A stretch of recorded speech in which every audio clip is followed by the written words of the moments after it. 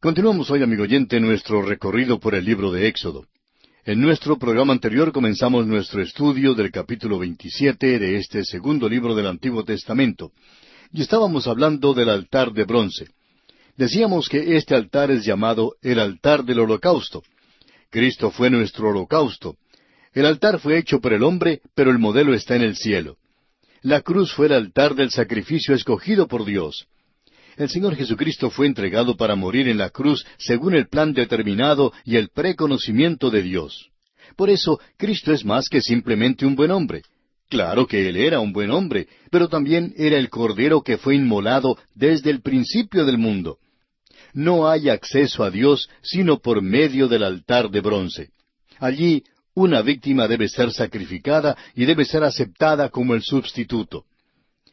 El apóstol Juan, en el primer capítulo de su Evangelio, versículo 29, nos dice: El siguiente día vio Juan a Jesús que venía a él y dijo: He aquí el Cordero de Dios que quita el pecado del mundo. El apóstol Juan habló de Cristo como aquel sustituto sobre el altar de bronce. La cruz llegó a ser el altar de bronce en aquellas últimas 3 horas, cuando hubo tinieblas sobre toda la tierra, y Cristo pagó con su vida los pecados del mundo. En Juan 1:12 leemos: Mas a todos los que le recibieron, a los que creen en su nombre, les dio potestad de ser hechos hijos de Dios. El hombre no puede adorar, ni orar, ni servir a Dios, sino hasta cuando llega al altar de bronce. Cada sacerdote y todos los levitas tenían que venir a este altar. Si el sacerdote y los levitas no pasaban por el altar de bronce, no tenían ningún acceso a Dios. Y si nosotros no acudimos a Dios por medio del Señor Jesucristo, tampoco tenemos acceso a Él. Jesucristo no es tan solo el Cordero que murió por nosotros, sino también el Cordero resucitado. El apóstol Juan nos dice en Apocalipsis 5:6 que vio un cordero como inmolado. El altar de bronce estaba a la entrada del tabernáculo. La cruz de Cristo viene antes del cielo. Fue levantada aquí en la tierra, pero no hay otra entrada al cielo, sino solo mediante esta cruz. El bronce que cubría el altar habla de juicio. La madera de acacia cubierta de bronce habla de su fuerza para el sacrificio. Los cuernos en el altar también hablan de la fuerza. El altar es cuadrangular. Eso quiere decir que era tan largo como ancho. Esto habla del hecho de que era un lugar donde el acceso a Dios era igual para todos. Hablamos hoy en día en cuanto a que todos los hombres son iguales. No estamos de acuerdo con esa idea. Todos los hombres no son creados iguales, pero todos los hombres son iguales cuando llegan a Dios. Deben acudir a Dios como pecadores y tienen que llegar a la cruz primero. Note usted que la altura del altar de bronce es igual a la del propiciatorio. La misericordia y la justicia de Dios son iguales. Dios no es desproporcionado. Cuando le salva a usted, Él no se derrama en mucho sentimentalismo. La pena ha sido pagada y la misericordia de Dios se le extiende a usted y suple su necesidad. Consideremos ahora el atrio del tabernáculo. Leamos el versículo 9 de Éxodo 27. Asimismo harás el atrio del tabernáculo. Al lado meridional, al sur, tendrá el atrio cortinas de lino torcido de 100 codos de longitud para un lado. Y ahora pasando al versículo 16 leemos: Y para la puerta del atrio habrá una cortina de 20 codos, de azul, púrpura y carmesí y lino torcido, de obra de recamador, sus columnas 4, con sus 4 basas. De nuevo los colores de las cubiertas cuentan una historia. El azul era un color celestial y hablaba del hecho de que Cristo viene del cielo. La púrpura, un matiz de azul y escarlata, habla de la humanidad de Cristo y de la sangre que Él derramó por el género humano. Esta era la cubierta para la puerta del atrio, el lugar por donde entraban los sacerdotes y los levitas. Esta entrada tenía solamente 5 codos de altura, mientras las columnas alrededor del tabernáculo eran de 100 codos por 50 codos, y estaban todas cubiertas de lino blanco. Separaba a los de adentro de aquellos que se encontraban afuera. Veamos ahora el aceite para las lámparas. La conclusión de este capítulo 27 de Éxodo es muy interesante. Trata del aceite para las lámparas, y es extraño que este asunto aparezca precisamente aquí en este lugar en particular. Veamos los versículos 20 y 21 de este capítulo 27 de Éxodo. Y mandarás a los hijos de Israel que te traigan aceite puro de olivas machacadas para el alumbrado, para hacer arder continuamente las lámparas. En el tabernáculo de reunión, afuera del velo que está delante del testimonio, las pondrá en orden a Aarón y sus hijos para que ardan delante de Jehová desde la tarde hasta la mañana, como estatuto perpetuo de los hijos de Israel por sus generaciones. El aceite, como ya hemos dicho, habla del Espíritu Santo de Dios. Zacarías dio su interpretación del candelabro de oro en Zacarías capítulo 4, versículo 6, que dice, «No con ejército ni con fuerza, sino con mi espíritu, ha dicho Jehová de los ejércitos». La luz es lo que da el Espíritu Santo. El Espíritu Santo no habla de sí mismo, sino que tomará las cosas de Cristo y nos las revela. La luz ardiente habla de Cristo. Ahora, todo eso ha cambiado. El Señor Jesucristo ha regresado al cielo. Y Mateo 5:14 nos dice que ahora usted y yo somos la luz del mundo. Él dice, vosotros sois la luz del mundo. Una ciudad asentada sobre un monte no se puede esconder. Amigo oyente, usted y yo no producimos mucha luz. Es sólo el Espíritu Santo de Dios quien nos puede usar. En la primera descripción que tenemos de Cristo en el libro de Apocalipsis, lo vemos andando en medio de los 7 candeleros. Él trata de mantener viva la luz testificadora y ardiente en la tierra. Debemos ahora decir una palabra o dos en cuanto a 2 muebles que todavía no se han mencionado. Uno de ellos es el altar del incienso que se menciona en Éxodo, el capítulo 30. Si usted fuera para adorar a Dios, tendría que pasar por este altar. El otro mueble que todavía no se menciona es la fuente de bronce. La fuente lo limpia uno para poder adorar a Dios. En el altar de bronce uno recibe a Jesucristo como su Salvador. Y en la fuente de bronce uno es lavado y limpiado por el Espíritu Santo de Dios. Entonces le es permitido ir para adorar a Dios. Y así concluimos nuestro estudio del capítulo 27 de este libro de Éxodo. Y entramos ahora en el capítulo 28. En este capítulo consideraremos los siguientes aspectos. Aarón y sus hijos son santificados. Luego, el efod, el pectoral, el urim y el tumim. Y finalmente, la diadema y las vestiduras sacerdotales. Ya hemos visto que cada hilo, color y mueble en el tabernáculo sugiere la persona y la obra de Cristo. Llegamos ahora a los que van a servir en el tabernáculo. Los levitas debían cuidar el tabernáculo, y Aarón y su familia debían servir de sacerdotes. Aarón debía ser el sumo sacerdote. Leamos los primeros 2 versículos de este capítulo 28 de Éxodo. Harás llegar delante de ti a Aarón tu hermano y a sus hijos consigo, de entre los hijos de Israel, para que sean mis sacerdotes, a Aarón y a Nadab, a Abiú, Eleazar e Itamar, hijos de Aarón, y harás vestiduras sagradas a Aarón tu hermano, para honra y hermosura. Para que Aarón sirviese como sumo sacerdote, tenía que llevar ciertas vestiduras. Y estas vestiduras hablan de Cristo.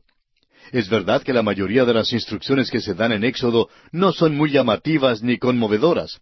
No se leen como alguna novela policíaca, pero revelan a Cristo. ¿Jamás se ha preguntado usted por qué Dios nos dio todas estas instrucciones? Los niñitos aprenden mirando los cuadros. La Biblia es un libro de cuadros, y Dios quiere que aprendamos las verdades que Él tiene para nosotros mirando los cuadros que nos ha dado. Estas vestiduras eran sagradas. La palabra hebrea para sagrado significa santificado. Cualquier cosa que es santificada o apartada para Dios es sagrada. Supóngase usted que tiene unos 10 pesos en su billetera y que quiere ofrendar 1 peso para la obra del Señor. Es posible que haya recibido aquellos 10 pesos como vuelto en alguna tienda, y que la tienda los haya recibido de algún tahúr, quien a su vez pudo haberlos recibido de una prostituta, que pudo haberlos recibido también de un ladrón, etc. El momento en que usted aparta aquel dinero para Dios es sagrado. Todo lo que sea santificado para Dios es sagrado. Estas son las vestiduras sagradas y deben ser usadas en el servicio de Dios. Ahora, note usted que estas vestiduras son para la honra de Dios y son hermosas. Ahora, esto me agrada muchísimo. Las cosas no deben ser feas, amigo oyente, simplemente porque se usan en el servicio de Dios. Nos perturba mucho que el mundo, la carne y el diablo parecen adquirir todo lo que es bello. ¿Por qué no podemos conceder a Dios algo de aquella belleza? Él es quien creó la belleza. Y si usted cree que Él no salpica los colores, observe la puesta del sol, o mire los cielos durante un día despejado, para luego mirarlos durante el tiempo de una tempestad. Dios, amigo oyente, se especializa en los colores y en la belleza, y estas vestiduras para los sacerdotes debían ser bellas y para la gloria de Dios. Ahora leamos el versículo 3 de este capítulo 28 de Éxodo. Y tú hablarás a todos los sabios de corazón, a quienes yo he llenado de espíritu de sabiduría, para que hagan las vestiduras de Aarón, para consagrarle para que sea mi sacerdote. Aarón debe ser santificado para el ministerio del gran sumo sacerdote. Ahora la Escritura nos da una lista de las vestiduras en el versículo 4. Las vestiduras que harán son estas: el pectoral, el efod, el manto, la túnica bordada, la mitra y el cinturón. Aquí hay 6 vestiduras que deben ser usadas en el servicio de Dios. A Aarón debía ponérselas primero, y luego deben pasar a aquellos que le seguirían en el oficio. El versículo 5 dice: tomarán oro, azul, púrpura, carmesí y lino torcido. Estas vestiduras debían ser hechas de la mejor tela. Creemos que Dios debe tener lo mejor, pero debemos tener mucho cuidado en cuanto a este asunto. Es verdad que debemos tener lo mejor, el mejor material para el servicio de Dios. Pero debemos tener mucho cuidado cómo invertimos el dinero para la obra de Dios y hacerlo con sabiduría, de manera que no incurramos en un gasto innecesario. El Dr. J. Vernon McGee relataba este incidente. Decía él que cuando se trasladaron a la nueva oficina central, tuvieron que decidirse en cuanto al tipo de equipo que iban a comprar para la producción de los programas en idioma inglés. Y se preguntaron si era suficiente comprar una grabadora barata. Claro que no, fue la respuesta. Las cintas son muy importantes, y por eso conseguimos la mejor grabadora que podíamos encontrar. Creemos que es esencial tener el mejor equipo para la obra del Señor. La obra de Dios debe tenerlo. Esperamos, amigo oyente, que entienda lo que estamos diciendo, porque creemos que a Dios le están defraudando y robando. El profeta Malaquías, en el capítulo 3, versículo 8 de su libro, hace esta pregunta: ¿robará el hombre a Dios? Pues vosotros me habéis robado. Y dijisteis: ¿en qué te hemos robado? En vuestros diezmos y ofrendas. Dios sabe que el hombre le robará. El hombre era así en los días de Malaquías, y todavía lo es hoy en día. Consideremos ahora el efod. Leamos los versículos 6 al 9 de este capítulo 28. Y harán el efod de oro, azul, púrpura, carmesí y lino torcido, de obra primorosa. Tendrá 2 sombreras que se junten a sus 2 extremos, y así se juntará. Y su cinto de obra primorosa que estará sobre él será de la misma obra, parte del mismo, de oro, azul, púrpura, carmesí y lino torcido. Y tomarás 2 piedras de ónice, y grabarás en ellas los nombres de los hijos de Israel. Es difícil describir el efod. El sacerdote se lo ponía sobre la vestidura de lino. 2 de sus piezas largas de tela se juntaban y eran abotonadas con una piedra de ónice en cada hombro. La tela era recogida en la cintura con un cinto. 6 de los nombres de los hijos de Israel estaban grabados sobre una de las piedras de ónice, y 6 nombres estaban grabados en la otra piedra. Cuando el sumo sacerdote entraba en la presencia de Dios, llevaba al pueblo israelita sobre sus hombros. Ahora eso habla de la fuerza y el poder del sumo sacerdote. Hebreos 7:25 nos dice en cuanto a nuestro sumo sacerdote, el Señor Jesucristo, por lo cual puede también salvar perpetuamente a los que por Él se acercan a Dios, viviendo siempre para interceder por ellos. ¿Recuerda usted, amigo oyente, la parábola que Cristo dio acerca de la oveja perdida? El pastor salió y la encontró y la puso en sus hombros. El Evangelio según San Lucas capítulo 15, versículos 1 al 7 nos da este relato. Se acercaban a Jesús todos los publicanos y pecadores para oírle, y los fariseos y los escribas murmuraban diciendo: Este a los pecadores recibe, y con ellos come. Entonces él les refirió esta parábola, diciendo: ¿Qué hombre de vosotros, teniendo 100 ovejas, si pierde una de ellas, no deja las 99 en el desierto, y va tras la que se perdió hasta encontrarla? y cuando la encuentra, la pone sobre sus hombros gozoso. Y al llegar a casa, reúne a sus amigos y vecinos diciéndoles, «Gozaos conmigo, porque he encontrado mi oveja que se había perdido».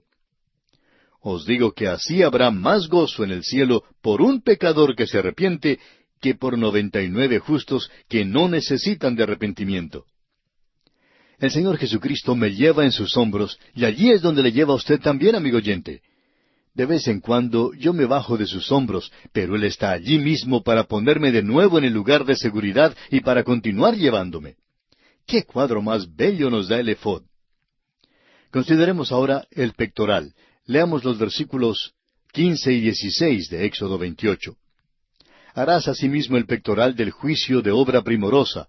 Lo harás conforme a la obra del efod, de oro, azul, púrpura, carmesí y lino torcido. Será cuadrado y doble, de 1 palmo de largo y 1 palmo de ancho. La mejor manera de describir el pectoral es decir que era como un chaleco que cubría la vestidura, era un pectoral de juicio. ¿Por qué? Bueno, representa el hecho de que el pecado ha sido juzgado. Necesitamos el pectoral de justicia hoy en día. El pectoral cubre el corazón vil que está dentro de nosotros.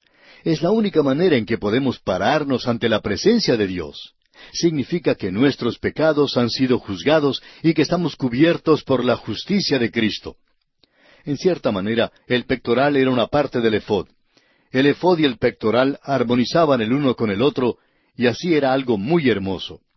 Leamos los versículos 17 al 20. Y lo llenarás de pedrería en 4 hileras de piedras, 1 hilera de una piedra sárdica, 1 topacio y 1 carbunclo. La segunda hilera, 1 esmeralda, 1 zafiro y 1 diamante. La tercera hilera, 1 jacinto, 1 ágata y 1 amatista. La cuarta hilera, 1 berilo, 1 ónice y 1 jaspe. Todas estarán montadas en engastes de oro. En el pectoral del sumo sacerdote había 12 piedras que eran arregladas en 4 filas, con 3 en cada fila. Ahora, de este capítulo 28 de Éxodo, leamos el versículo 21, que dice, «Y las piedras serán según los nombres de los hijos de Israel, 12 según sus nombres. Como grabaduras de sello, cada una con su nombre, serán según las 12 tribus». Estas piedras también se encuentran en el libro de Apocalipsis, donde se nos dice que forman el cimiento de la nueva Jerusalén. Cada piedra era de un color diferente y todas juntas formaban un espectáculo centelleante y bello. El universo de Dios es realmente muy colorido, y cuando el pecado por fin se ha quitado, brillará a todo color. Estas 12 piedras son muy interesantes. Cuando el sumo sacerdote se ponía el pectoral, describía al Señor Jesucristo, quien está sentado a la diestra de Dios, intercediendo por nosotros. El Señor no solo nos lleva en sus hombros, el lugar de poder y habilidad, sino que también nos lleva en su corazón. Nos ama, y qué cuadro de su amor por nosotros es esto. El efod y el pectoral presentan un cuadro bello de nuestro Salvador. Además, en Apocalipsis 2:17 leemos, «El que tiene oído, oiga lo que el Espíritu dice a las iglesias. Al que venciere, daré a comer del maná escondido, y le daré una piedrecita blanca, y en la piedrecita escrito un nombre nuevo, el cual ninguno conoce, sino aquel que lo recibe». Creemos que el nombre nuevo es el nombre de Cristo, que significará algo distinto para cada uno de nosotros. Cristo significa algo diferente para mí que lo que significa para usted. Suplió mi necesidad de cierta manera y suplió la suya de cierta manera diferente. Veamos ahora el Urim y el Tumim. Leamos el versículo 30. «Y pondrás en el pectoral del juicio Urim y Tumim, para que estén sobre el corazón de Aarón cuando entre delante de Jehová. Y llevará siempre a Aarón el juicio de los hijos de Israel sobre su corazón delante de Jehová». Amigo oyente, escuche este secreto, pero no se lo diga a nadie. Nosotros no sabemos lo que son el Urim y el Tumim. Varios escritores han escrito al respecto, y ellos tampoco saben lo que son. Lo interesante es que tenían algo que ver con la manera de determinar la voluntad de Dios. ¿De qué manera? No lo sabemos. Hay quienes creen que el Urim y el Tumim eran como una especie de dados, pero no lo creemos. Fuera lo que fueran, determinaban lo que era la voluntad de Dios. Dios ha obscurecido su identidad por algún motivo muy bueno, y es que ciertamente surgiría hoy en día algún charlatán con un Urim y un Tumim. Si se diera sus detalles, ese charlatán sin duda trataría de darnos todas las respuestas. Hay muchísimas personas hoy en día que tratan de darnos las respuestas para todo sin tener el Urim y el Tumim. Dios quiere que vayamos a Él para recibir las respuestas. Veamos ahora el manto del efod. Leamos los versículos 33 y 34 de Éxodo 28. Y en sus orlas harás granadas de azul, púrpura y carmesí alrededor, y entre ellas campanillas de oro alrededor. Una campanilla de oro y una granada, otra campanilla de oro y otra granada, en toda la orla del manto alrededor. Amigo oyente, las granadas hablan del fruto y las campanillas hablan del testimonio. Debemos tener las dos cosas en nuestras vidas. Debe haber un testimonio y también debe haber fruto en nuestras vidas. Hay muchos que quieren testificar y repartir tratados, pero sin vivir una vida que confirme su testimonio y traiga gloria al Señor. También hay quienes viven una vida santa que confirmaría su testimonio, pero lo hacen sin testificar. Debemos, pues, tener una campanilla y una granada, las dos cosas. Y aquí, amigo oyente, nos detenemos por esta ocasión. En nuestro próximo programa concluiremos nuestro estudio del capítulo 28 de Éxodo, considerando la diadema y las vestiduras sacerdotales. Continuamos, amigo oyente, nuestro estudio en el libro de Éxodo. En nuestro programa de hoy vamos a concluir el estudio del capítulo 28 de este libro. Así es que comencemos con el versículo 36, donde dice: Harás además una lámina de oro fino, y grabarás en ella como grabadura de sello, santidad a Jehová. Esa es la mitra que llevaba Aarón. Habla del hecho de que aquí hay un hombre que es separado o santificado para Dios. Debemos tener el yelmo de la salvación. Aquella lámina, santidad a Jehová, debe ser el yelmo de la salvación porque es nuestro testimonio. Las vestiduras ordinarias del sacerdote son dadas aquí en el versículo 39 de este capítulo 28 de Éxodo. Leamos. Y bordarás una túnica de lino, y harás una mitra de lino. Harás también un cinto de obra de recamador. Tenemos también aquí más información en cuanto a estas vestiduras. Ahora el versículo 42 prosigue con otros detalles. Y les harás calzoncillos de lino para cubrir su desnudez. Serán desde los lomos hasta los muslos. Dios no quería ninguna manifestación de la carne. No debía haber ninguna desnudez en el servicio de Dios, y eso lo debemos recordar también hoy en día. Estas vestiduras cubrían cualquier obra de la carne. A Aarón y aquellos que estaban asociados con él en el servicio de Dios, todos se vestían del mismo modo. Aarón llevaba la vestimenta especial solo en las ocasiones especiales. Y así, amigo oyente, concluye nuestro estudio del capítulo 28 del libro de Éxodo. Nos encontramos ahora en el capítulo 29. En este capítulo 29 tenemos la consagración de los sacerdotes y las ofrendas que se hacían en esa ocasión. El capítulo 29 es un capítulo largo y en realidad no es tan interesante y conmovedor en su totalidad como lo pudiera ser. Sin embargo, estamos confiados que el Espíritu de Dios quiere usarlo para ministrarnos. Este es el libro básico de Dios para nosotros y contiene grandes lecciones espirituales. Dando comienzo a este capítulo 29 de Éxodo, leamos entonces el versículo 1 que dice: Esto es lo que les harás para consagrarlos, para que sean mis sacerdotes. Toma un becerro de la vacada y 2 carneros sin defecto. La consagración de un creyente no tiene nada que ver con lo que él mismo hace. Lo que vale es lo que Dios hace por nosotros. Nuestra consagración a Dios se apoya en la obra consumada de Cristo. Tiene que apoyarse en ella. Sigamos adelante con este capítulo 29 de Éxodo y leamos los versículos 2 al 4. Y panes sin levadura, y tortas sin levadura amasadas con aceite, y hojaldres sin levadura untadas con aceite. Las harás de flor de harina de trigo.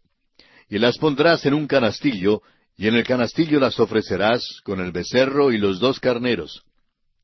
Y llevarás a Aarón y a sus hijos a la puerta del tabernáculo de reunión, y los lavarás con agua. El lavamiento es típico de la regeneración. El apóstol Pablo en su carta a Tito, capítulo 3, versículo 5, nos dice que nos salvó, no por obras de justicia que nosotros hubiéramos hecho, sino por su misericordia, por el lavamiento de la regeneración y por la renovación en el Espíritu Santo. El lavamiento mencionado en este pasaje tiene que ver con la regeneración, pero la fuente de bronce tiene que ver con un lavamiento totalmente diferente. Ahora Moisés pondrá a Aarón las vestiduras. Leamos los versículos 5 hasta el 9. Y tomarás las vestiduras y vestirás a Aarón la túnica, el manto del ephod y el pectoral, y le ceñirás con el cinto del ephod. Y pondrás la mitra sobre su cabeza, y sobre la mitra pondrás la diadema santa. Luego tomarás el aceite de la unción, y lo derramarás sobre su cabeza, y le ungirás. Y harás que se acerquen sus hijos, y les vestirás las túnicas. Les ceñirás el cinto a Aarón y a sus hijos, y les atarás las tiaras, y tendrán el sacerdocio por derecho perpetuo. Así consagrarás a Aarón y a sus hijos. La consagración tiene que ver con lo que Dios hace, y no con lo que hacemos nosotros. Oímos hablar tanto hoy en día en cuanto a los servicios de consagración que se celebran en nuestras iglesias y en los cuales los asistentes prometen dar o hacer algo. Se llaman servicios de consagración, pero la consagración significa el llegar a Dios con las manos vacías, pues Él quiere llenarlas. Eso es lo que significa la consagración. En el pasado he prometido cosas grandes, pero no he cumplido todo lo que he prometido. Y no quisiera pensar que eso es la consagración. No se trata de lo que yo le prometo a Él. La consagración es el acudir a Dios con las manos vacías, confesando nuestras debilidades y nuestra insuficiencia para hacer las cosas, y dejando que Dios haga lo demás. Si usted lee las oraciones de Moisés, de Elías, de David y de Samuel en el Antiguo Testamento, y las del apóstol Pablo en el Nuevo Testamento, notará que estos hombres nunca acudieron a Dios basándose en lo que eran, ni en quiénes eran, ni en lo que prometieron hacer para Dios. Tantas personas han hecho promesas y más promesas, suficientes como para cambiar el mundo si cumplieran sus promesas. Lamentablemente, muchas de aquellas promesas nunca se cumplen, porque en realidad no tenemos mucho que ofrecer a Dios. Quizá usted, amigo oyente, tenga algo que ofrecerle. Yo no tengo nada. Lo necesario es que lleguemos a Él con las manos vacías y le permitamos entonces que Él las llene. Consideremos ahora los sacrificios de la consagración. Leamos el versículo 10 de este capítulo 29 de Éxodo. Después llevarás el becerro delante del tabernáculo de reunión, y a Aarón y sus hijos pondrán sus manos sobre la cabeza del becerro. El sumo sacerdote y su familia ponían sus manos sobre la cabeza del becerro. Hay muchos que creen que la imposición de manos transmite algo que es mágico o espiritual, pero no es así. Ese no es el propósito de la imposición de las manos. Lo único que puede ser transferido a otro hombre mediante la imposición de las manos son microbios patógenos. El poner las manos sobre el animal hablaba de la identificación. Cuando un pecador llegaba al altar y ponía sus manos sobre el animal, significaba que el animal ocupaba su lugar. Hay muchas iglesias alrededor del mundo que ayudan a los misioneros con su sostenimiento mensual. En algunas de ellas, cuando un misionero sale a su campo para trabajar, tienen un servicio de consagración para consagrar a aquel misionero al servicio de Dios. El pastor y los diáconos y los ancianos ponen sus manos sobre él, pero eso no quiere decir que le transfieran al misionero alguna cosa.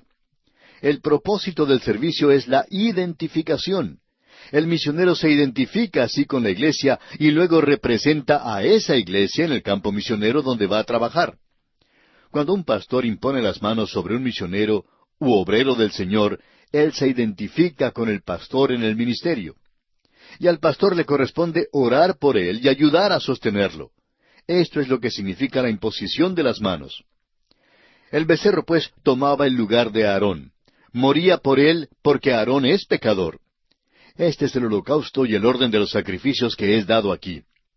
En Levítico capítulo 5 se dan 5 ofrendas. Allí por primera vez se da la ofrenda por el pecado. Sin embargo, el holocausto existió primero.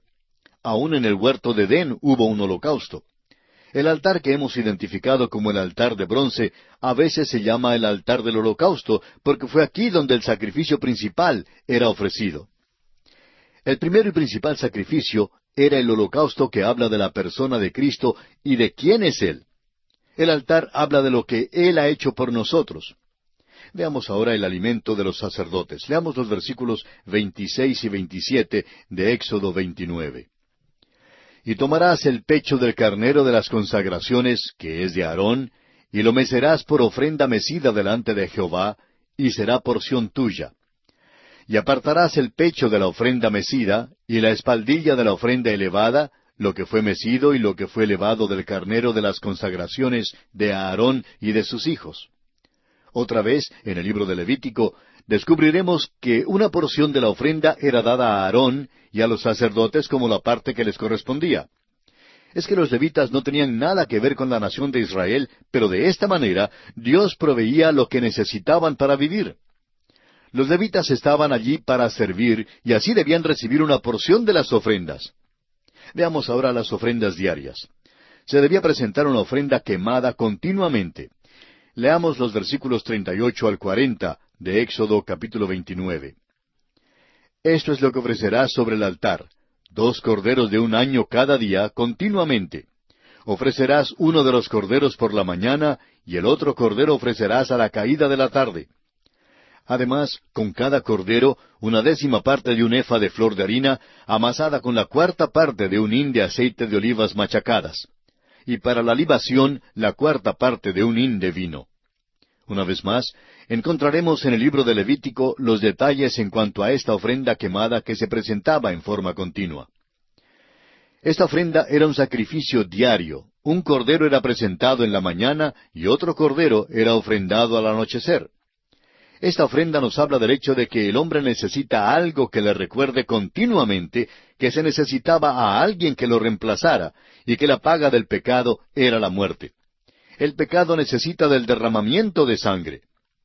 El libro de Hebreos expone esta verdad en el capítulo 9, versículo 26, donde dice: De otra manera le hubiera sido necesario padecer muchas veces desde el principio del mundo, pero ahora, en la consumación de los siglos, se presentó una vez para siempre por el sacrificio de sí mismo para quitar de en medio el pecado. Esto, por supuesto, habla del sacrificio del Señor Jesucristo. La sangre de toros, machos cabríos y corderos no podía quitar el pecado, pero la sangre de Jesucristo sí pudo quitarlo. El Señor ha tratado efectivamente al pecado. Murió una sola vez, pero arregló la cuestión del pecado para siempre. Y así, amigo oyente, concluye este estudio del capítulo 29 de este libro de Éxodo. Comenzamos ahora el capítulo 30. En este capítulo estudiaremos el altar del incienso, el rescate de almas, la fuente de bronce, el aceite de la unción santa y la composición del incienso perfumado. Este capítulo 30 es el gran capítulo sobre la adoración. Aquí sí nos da las instrucciones para el altar del incienso, el cual habla de la oración. Este capítulo nos dice que sólo los redimidos pueden adorar a Dios. Los 3 muebles en el lugar santo hablan de la adoración: el altar del incienso, la mesa para el pan de la proposición y el candelabro de oro. Aquí es donde el pueblo se reúne y se goza de la comunión fraternal. Aquí no es donde se reúne para chismear, sino donde uno come de la persona de Jesucristo. Es un banquete, es un lugar para la adoración. Leamos los primeros 2 versículos de Éxodo capítulo 30, que dicen: Harás asimismo un altar para quemar el incienso. De madera de acacia lo harás. Su longitud será de 1 codo, y su anchura de 1 codo. Será cuadrado, y su altura de 2 codos, y sus cuernos serán parte del mismo. Las instrucciones revelan que este era un altar pequeño. También era cuadrangular, y eso nos enseña que debemos llegar a Dios en oración, reconociendo que Él nos oye por razón de Cristo. Ahora los versículos 3 y 4 dicen: Y lo cubrirás de oro puro, su cubierta, sus paredes en derredor y sus cuernos. Y le harás en derredor una cornisa de oro. Le harás también 2 anillos de oro debajo de su cornisa, a sus 2 esquinas a ambos lados suyos, para meter las varas con que será llevado. Aún este mueble pequeño tenía anillos para que se le pudiera meter las varas para cargarlo sobre los hombros de los sacerdotes. En el libro de Números veremos que en la marcha a través del desierto los levitas llevaban el tabernáculo y el mobiliario. Sigamos adelante ahora con el versículo 6 de Éxodo 30. y lo pondrás delante del velo que está junto al arca del testimonio, delante del propiciatorio que está sobre el testimonio, donde me encontraré contigo. Este altar fue puesto allí mismo, delante del velo, y el arca del testimonio y el propiciatorio quedaban al otro lado del velo. Quedaba en el lugar santo, el lugar de adoración. Ahora los versículos 7 y 8 dicen, «Y a Aarón quemará incienso aromático sobre él. Cada mañana cuando aliste las lámparas lo quemará. Y cuando Aarón encienda las lámparas al anochecer, quemará el incienso, rito perpetuo delante de Jehová por vuestras generaciones». Aarón debía cuidar del tabernáculo. El versículo 9 prosigue con otras instrucciones. «No ofreceréis sobre él incienso extraño, ni holocausto, ni ofrenda, ni tampoco derramaréis sobre él libación». Este no era un altar de sacrificio. Solo se debía ofrecer incienso sobre este altar. Este altar habla de la oración, y sabemos esto porque la Biblia usa el incienso como un símbolo de la oración y de la alabanza en muchos lugares. David, por ejemplo, en el Salmo 141:2 dice, «Suba mi oración delante de ti como el incienso, el don de mis manos como la ofrenda de la tarde». El libro de Apocalipsis, en el capítulo 8, versículo 3, nos da esta descripción del incienso. «Otro ángel vino entonces y se paró ante el altar con un incensario de oro, y se le dio mucho incienso para añadirlo a las oraciones de todos los santos sobre el altar de oro que estaba delante del trono». El Evangelio según San Lucas, capítulo 1, versículo 9, nos informa que, conforme a la costumbre del sacerdocio, le tocó, es decir, a Zacarías, en suerte ofrecer el incienso entrando en el santuario del Señor. Zacarías era miembro de la tribu de Leví y servía en el templo. En este versículo vemos que él estaba sirviendo ante el altar del incienso y que lo hacía durante la hora de la oración. El incienso se asocia con la oración en este versículo, y el doctor Lucas principia cronológicamente su libro con Zacarías ante el altar del incienso. En otras palabras, Dios habló en el altar del incienso después de haber pasado un silencio de 400 años. Por eso, el incienso es una figura del Señor Jesucristo, nuestro intercesor. Aarón ministraba en el lugar de adoración, y en este sentido particular, Aarón es una figura de Cristo, aunque Cristo realmente es un sacerdote según el orden de Melquisedec, como lo vemos en Hebreos capítulo 7. El escritor a los Hebreos nos dice que Cristo se ofreció en la cruz y murió llevando nuestros pecados. Su carne se rasgó y también el velo del templo se rasgó. El altar del incienso está hoy en día en el cielo, y nosotros acudimos a Dios mediante Jesucristo. Él es nuestro gran intercesor. Cristo está en el cielo y el altar habla del lugar donde Él está. Cuando acudimos a Dios en oración, tenemos que acudir por medio del Señor Jesucristo.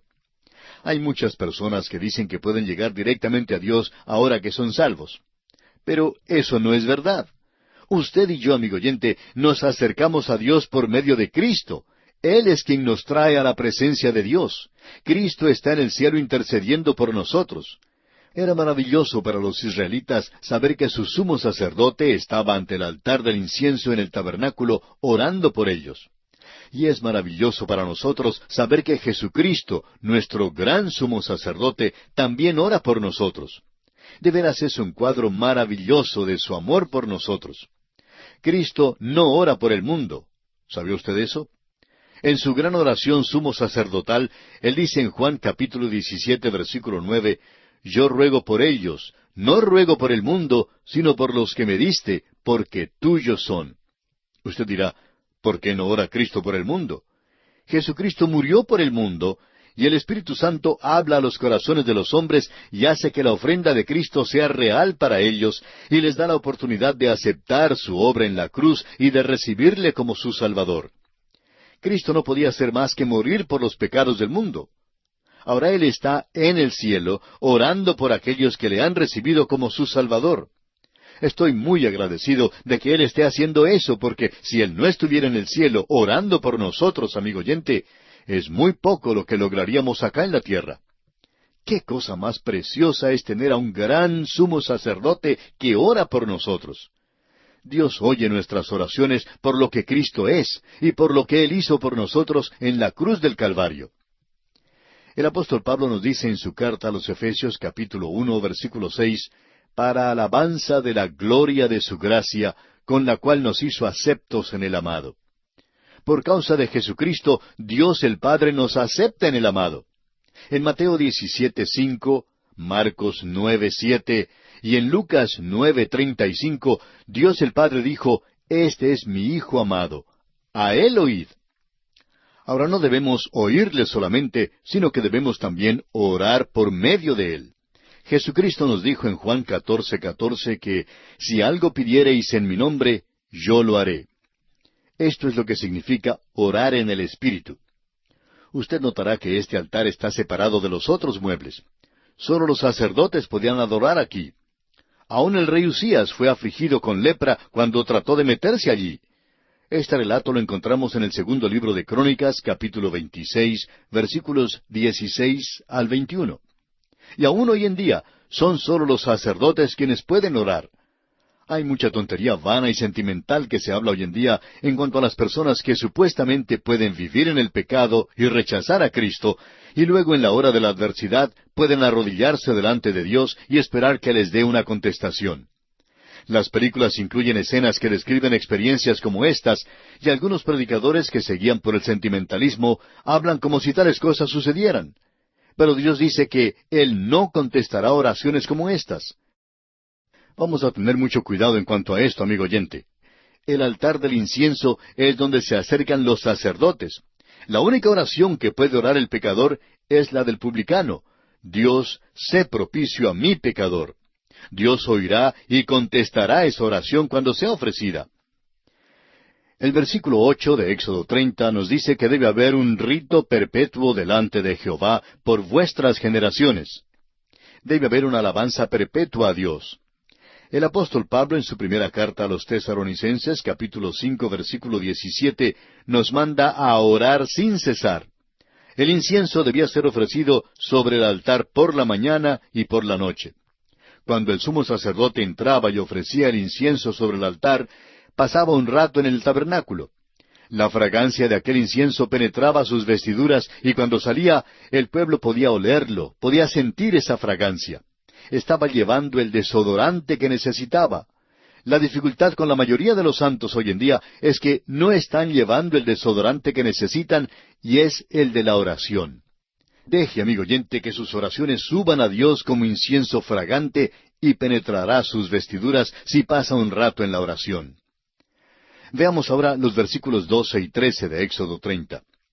Cuando tomes el número de los hijos de Israel, conforme a la cuenta de ellos, cada uno dará a Jehová el rescate de su persona, cuando los cuentes, para que no haya en ellos mortandad cuando los hayas contado. Esto dará todo aquel que sea contado, medio ciclo conforme al ciclo del santuario. El ciclo es de 20 geras, la mitad de un ciclo será la ofrenda a Jehová. Este es el segundo requisito para la adoración. No habrá ninguna plaga entre ellos, porque serán redimidos. Debían ser rescatados con plata. La plata es el metal de la redención y un tipo de la redención. Todos los que adoraban tenían que ser redimidos. Oímos hablar mucho hoy en día en cuanto a la adoración pública. Realmente no hay tal cosa. Solo los redimidos pueden adorar. Ahora, no solamente deben ser redimidos los que adoran, sino que también deben ser lavados, y eso nos trae a la fuente. La fuente está en el atrio exterior, y está construida de bronce, así como el altar es de bronce. Allí es donde Dios arregla la cuestión del pecado y donde se encarga de nuestro pecado. La fuente de bronce es donde Dios se encarga de nuestros pecados, aunque nosotros somos santos. A veces los santos pecamos. Este concepto de que los santos son celestiales simplemente no es verdad. Morar en el cielo con los santos de amor, eso será glorioso, amigo oyente. Pero quedarme aquí en la tierra con los santos, a quienes yo conozco, pues eso es harina de otro costal. Y aquí nos detenemos por esta ocasión.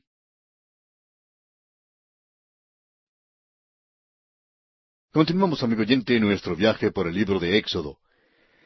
En nuestro programa de hoy reanudaremos nuestro estudio del capítulo 30 de este segundo libro del Antiguo Testamento y consideraremos los versículos 17 al 20.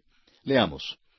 Habló más Jehová a Moisés diciendo, harás también una fuente de bronce con su base de bronce para lavar, y la colocarás entre el tabernáculo de reunión y el altar, y pondrás en ella agua. Y de ella se lavarán a Aarón y sus hijos las manos y los pies. Cuando entren en el tabernáculo de reunión, se lavarán con agua, para que no mueran. Y cuando se acerquen al altar para ministrar, para quemar la ofrenda encendida para Jehová. El sacerdote no podía entrar en el tabernáculo y servir a menos que primero se hubiera lavado. El sacerdote se contaminaba afuera. Hay muchos que se quejan de no disfrutar de los servicios cada vez que van a la iglesia. Pero después de todo, tal vez no sea porque el predicador es aburrido. Puede ser que el creyente esté sucio. Cuando hay la combinación de un predicador aburrido y un santo sucio, pues no puede haber un servicio muy estimulante. Nos ensuciamos en el mundo, amigo oyente, y no podemos adorar sino hasta cuando seamos lavados. Por eso el Señor lavó los pies de los discípulos en Juan capítulo 13. Todavía lo hace hoy en día. Necesitamos acercarnos a la fuente, amigo oyente. Eso es lo primero que hacían los sacerdotes. Iban al altar de bronce, se lavaban antes y después. Si iban al lugar santo, se lavaban antes de entrar y se lavaban después de salir. Opinamos que este asunto del lavamiento era muy importante. El hecho es que era tan importante que podemos imaginarnos a un sacerdote diciéndole a otro allí en la fuente, «Bueno, ¿y cuántas veces has estado tú aquí hoy?» Y el otro sacerdote podría responder, «Bueno, casi una docena de veces, hasta que mis manos ahora se ven como si estuvieran metidas en la paila de fregar platos. Me he lavado tanto, y me pregunto por qué Dios quiere que nos lavemos tanto». Y Aarón, parándose allí mismo, bien podría haber dicho, «El Señor quiere que te laves y te laves y te laves, para que sepas que tienes que ser santo. No le puedes adorar, ni servirle, ni serle útil, a menos que te hayas lavado». Amigo oyente, a Dios no le agradan los santos que viven en el pecado. De vez en cuando se oye decir de un hombre que se involucra con una mujer y se comenta, «Pues no comprendo cómo tal cosa pueda suceder». El hombre bien pudo haber sido un predicador o un obrero evangélico muy bueno, pero si usted comprueba su obra, encontrará que es madera, heno y hojarasca. El apóstol Pablo nos dice en su primera carta a los Corintios, capítulo 3, versículos 12 al 15, «Y si sobre este fundamento alguno edificare oro, plata, piedras preciosas, madera, heno, hojarasca, la obra de cada uno se hará manifiesta, porque el día la declarará, pues por el fuego será revelada. Y la obra de cada uno, cual sea, el fuego la probará. Si permaneciere la obra de alguno que sobreedificó, recibirá recompensa. Si la obra de alguno se quemare, él sufrirá pérdida, si bien él mismo será salvo, aunque así como por fuego».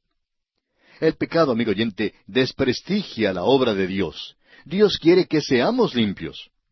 Los sacerdotes debían lavarse en la fuente de bronce. Nosotros debemos acudir a Él en confesión. El apóstol Juan en su primera carta, capítulo 1, versículo 9, nos dice que si confesamos nuestros pecados, Él es fiel y justo para perdonar nuestros pecados y limpiarnos de toda maldad.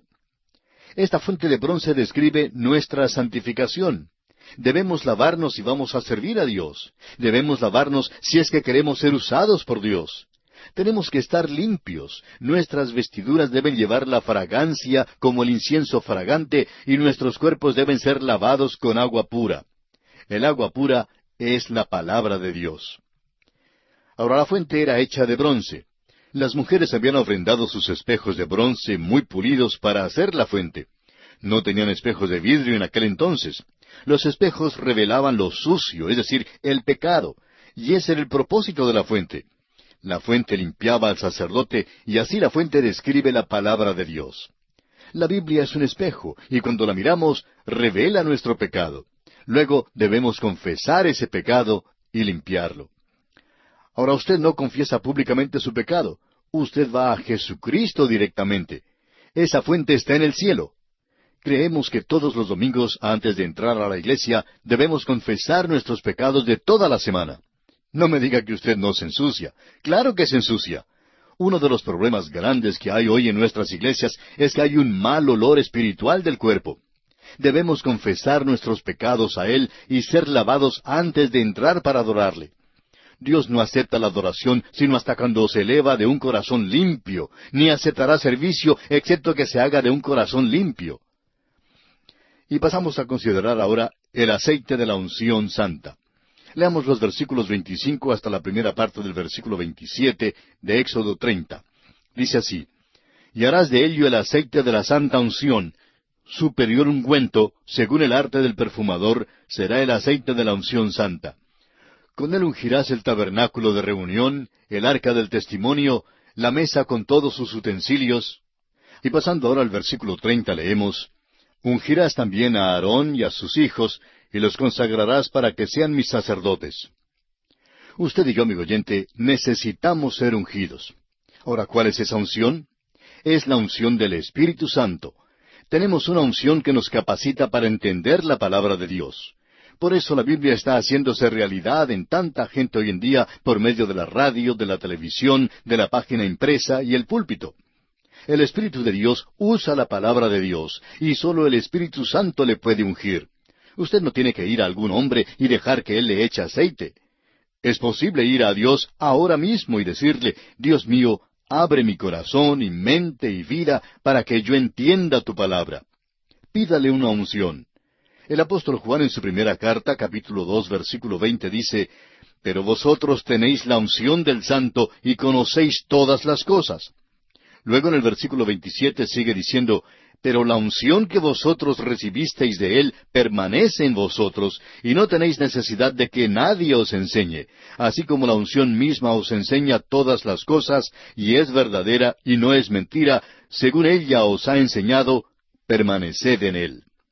El Espíritu Santo es quien puede abrir su mente y su corazón, amigo oyente, cuando usted se esfuerce ante Dios por entender su palabra.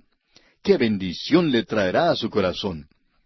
Hay muchos hoy en día que preguntan: bueno, ¿y de qué se trata la vida? ¿O qué haré yo el día de hoy? Amigo oyente, pídale a Dios que el Espíritu Santo haga la palabra de Dios real a su corazón y tendrá un verdadero gozo. Pasamos ahora a los versículos 35 y 36 de Éxodo 30 para considerar el incienso. Y harás de ello el incienso, un perfume según el arte del perfumador, bien mezclado, puro y santo. Y molerás parte de él en polvo fino, y lo pondrás delante del testimonio en el tabernáculo de reunión, donde yo me mostraré a ti. Os será cosa santísima. Ahora el incienso, como vemos en el versículo 34, estaba compuesto de especias aromáticas, estacte, uña aromática, gálbano aromático e incienso puro. El estacte era una goma resinosa que fluía de los árboles de la montaña de Galaad. Se llamaba el bálsamo de Jericó. La uña aromática emana de una especie de mariscos que se asemejaba a un cangrejo del mar. El gálbano aromático se tomaba de las hojas de una planta de Siria. En cuanto al incienso puro, nadie sabe lo que era. Era una fórmula secreta que ya se ha perdido. La mezcla de estas especias exudaba un incienso fragante y no debía ser duplicado ni sustituido. Ahora el versículo 38 dice: Cualquiera que hiciere otro como éste para olerlo, será cortado de entre su pueblo. Dios no aceptará ninguna imitación.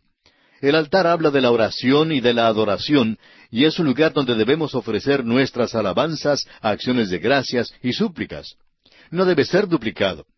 Esta fórmula no debía ser usada en ningún esfuerzo que tratara de hacer que el incienso o la adoración fueran agradable al hombre natural. No es posible que la adoración agrade al hombre natural. Debemos adorar a Dios en espíritu y en verdad. Se está empleando muchísimas cosas para tratar de inducir a las personas a que vayan a la iglesia.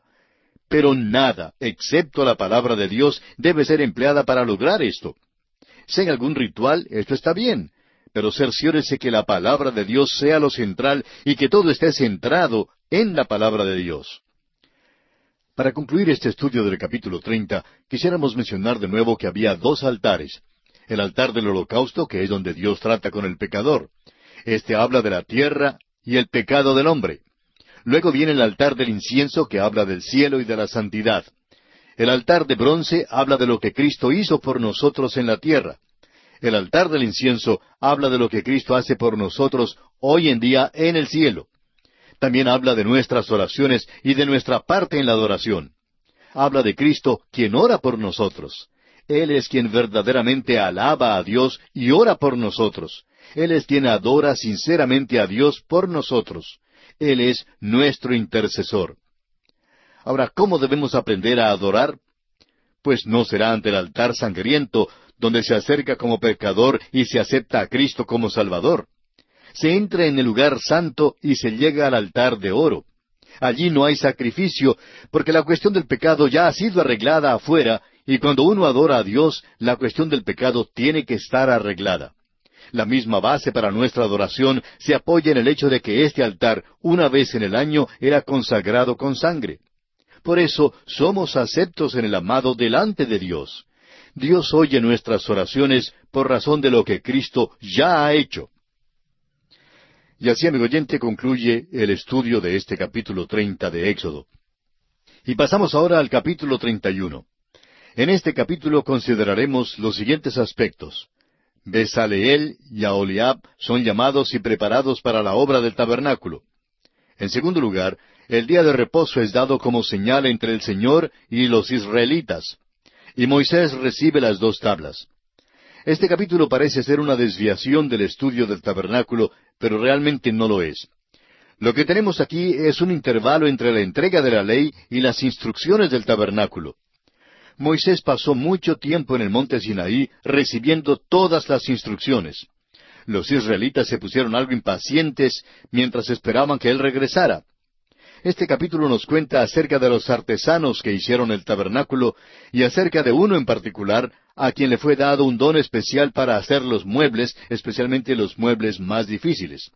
Leamos los primeros 6 versículos de este capítulo 31 de Éxodo. Habló Jehová a Moisés diciendo, Mira, yo he llamado por nombre a Besaleel, hijo de Uri, hijo de Ur, de la tribu de Judá, y lo he llenado del Espíritu de Dios, en sabiduría y en inteligencia, en ciencia y en todo arte, para inventar diseños, para trabajar en oro, en plata y en bronce, y en artificio de piedras para engastarlas, y en artificio de madera, para trabajar en toda clase de labor. Y he aquí que yo he puesto con él a Aholiab, hijo de Ahisamac, de la tribu de Dan, y he puesto sabiduría en el ánimo de todo sabio de corazón, para que hagan todo lo que te he mandado. A estos hombres y a sus ayudantes les fueron dados dones especiales para el artificio. Hicieron el mobiliario del tabernáculo y también las vestiduras. El Espíritu de Dios los habilitó para su trabajo. Quizás surja la pregunta de cuál era el oficio de Besaleel antes de que Dios lo llamara para hacer ese trabajo. Creemos que ya trabajaba con oro y plata y con otros materiales finos. Pero le fue dado un don especial de Dios para hacer la obra de Dios, para hacer el trabajo de Dios. Creemos que cualquier trabajo para el cual un hombre sea capacitado, eso es lo que él debe hacer, a menos que Dios se exponga con toda claridad que debe hacer otra cosa. Notamos que existen, por ejemplo, quienes quieren hablar en público, aunque en realidad no pueden. Hay algunos laicos que han decidido que van a ser oradores, pero no están capacitados para la oratoria.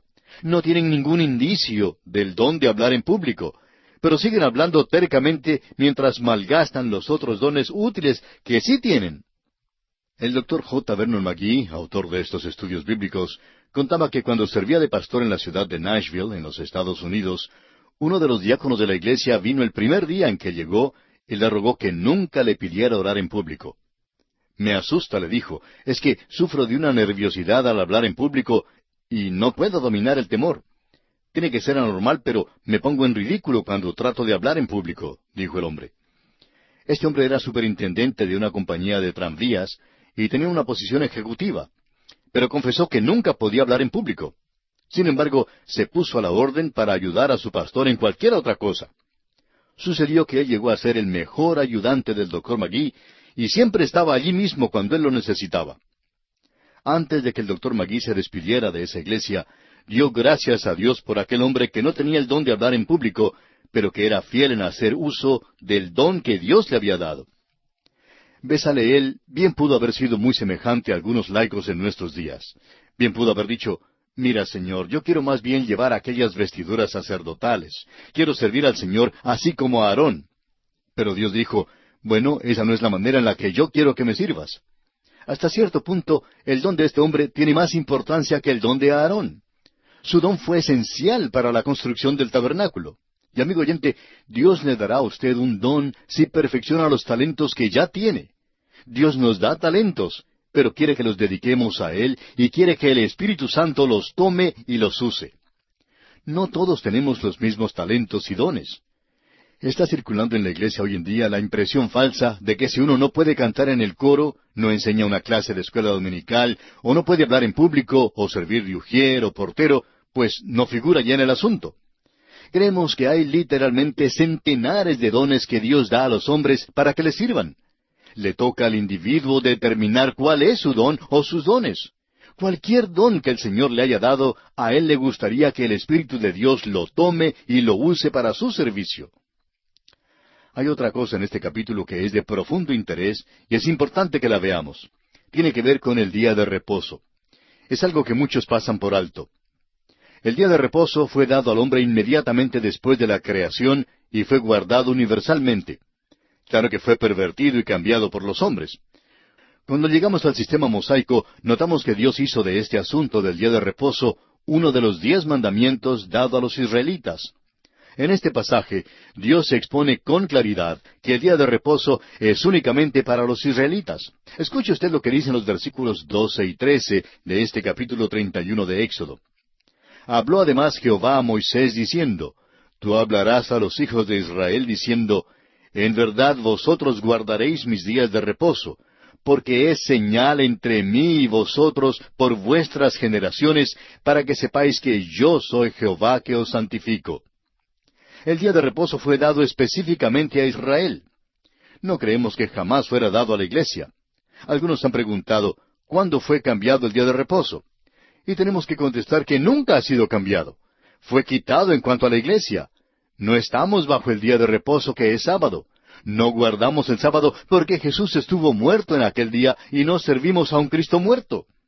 En el primer día de la semana, Jesucristo resucitó de entre los muertos y desde sus mismos comienzos la iglesia se reunía en el primer día de la semana. Ese fue también el día en que nació la iglesia. El día de Pentecostés era el día después del sábado.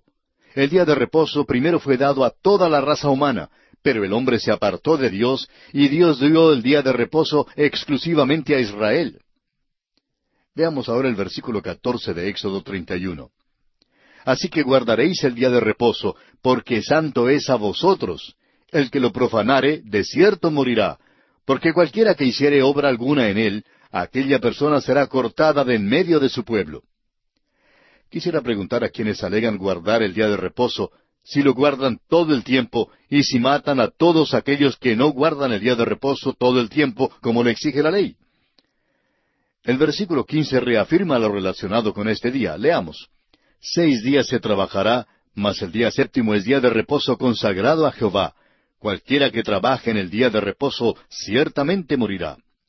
Si a un hombre en Israel se le encontraba recogiendo leña en el día de reposo, era muerto a pedradas. Ahora los versículos 16 y 17 de este capítulo 31 de Éxodo dicen, Guardarán pues el día de reposo los hijos de Israel, celebrándolo por sus generaciones por pacto perpetuo. Señal es para siempre entre mí y los hijos de Israel, porque en 6 días hizo Jehová los cielos y la tierra, y en el séptimo día cesó y reposó. Este pasaje explícitamente dice que los israelitas, y no la iglesia, debían guardar el día de reposo. Los israelitas son un pueblo terrenal y pertenecen a la primera creación. La iglesia es una nueva creación, y a ella le fue dado un nuevo día para guardar, y aquel día es el primer día de la semana. Y así, amigo oyente, concluimos nuestro estudio del capítulo 31 de Éxodo. Nos encontramos ahora en el capítulo 32. En este capítulo, los israelitas piden a Aarón que les haga un becerro de oro. En segundo lugar, veremos que Moisés rompe las tablas de la ley. Y en último lugar, los idólatras son ejecutados y Moisés ora por el pueblo. Este capítulo 32 de Éxodo manifiesta una tragedia en cuanto a los israelitas, y sin embargo, es aquí donde vemos una de las enseñanzas y revelaciones más grandes con respecto a nuestro Dios. Se nos da una de las lecciones más grandes que se hallan en la Biblia en cuanto a la oración. Leamos el primer versículo de este capítulo 32 de Éxodo. Viendo el pueblo que Moisés tardaba en descender del monte, se acercaron entonces a Aarón y le dijeron, levántate, haznos dioses que vayan delante de nosotros, porque a este Moisés, el varón que nos sacó de la tierra de Egipto, no sabemos qué le haya acontecido. El pueblo creía que Moisés se había ido o que había muerto. Como él se había ido, querían entonces hacer unos ídolos o dioses que les guiarían en su marcha por el desierto. Inmediatamente estaban listos a meterse en la idolatría. Uno creería que Aarón, siendo el sumo sacerdote, trataría de detenerlos. Pero no fue así. No los detuvo. Aarón acompañó a este pueblo liberal que quería volver a su idolatría. Leamos ahora el versículo 2 de Éxodo capítulo 32. Y Aarón les dijo, apartad los zarcillos de oro que están en las orejas de vuestras mujeres, de vuestros hijos y de vuestras hijas, y traédmelos. ¿Sabía usted que en aquel entonces los zarcillos eran señal de idolatría? Era una señal de que este pueblo estaba sirviendo a los dioses de Egipto y debían traer estos zarcillos a Aarón. Ahora los versículos 3 y 4 dicen, entonces todo el pueblo apartó los zarcillos de oro que tenía en sus orejas y los trajeron a Aarón. Y él los tomó de las manos de ellos y le dio forma con buril e hizo de ello un becerro de fundición. Entonces dijeron, Israel, estos son tus dioses que te sacaron de la tierra de Egipto. ¿Puede usted imaginarse, amigo oyente, a los israelitas cayendo en la idolatría tan pronto? Sería realmente asombroso si no fuera por el hecho de que hemos observado a la iglesia caer en una apostasía que nunca jamás soñábamos ver. Ahora el versículo 6 dice, y al día siguiente madrugaron y ofrecieron holocaustos y presentaron ofrendas de paz, y se sentó el pueblo a comer y a beber, y se levantó a regocijarse. Aquí estaba involucrada la inmoralidad grasa. Ya se habían apartado de Dios después de decir que guardarían todos sus mandamientos. Como usted bien puede ver, no estaban guardando ninguno de los mandamientos. Durante todo este tiempo, Moisés estaba en el monte recibiendo la ley y las instrucciones y el dibujo para el tabernáculo. Y ellos abajo, impacientes, ya se habían apartado de Dios y habían erigido un ídolo al cual estaban ofreciendo holocaustos y sacrificios, diciendo que ese era el Dios o los dioses que les habían sacado de la tierra de Egipto. Una inmoralidad grasa. Bien, amigo oyente, nuestro tiempo se ha agotado por esta oportunidad.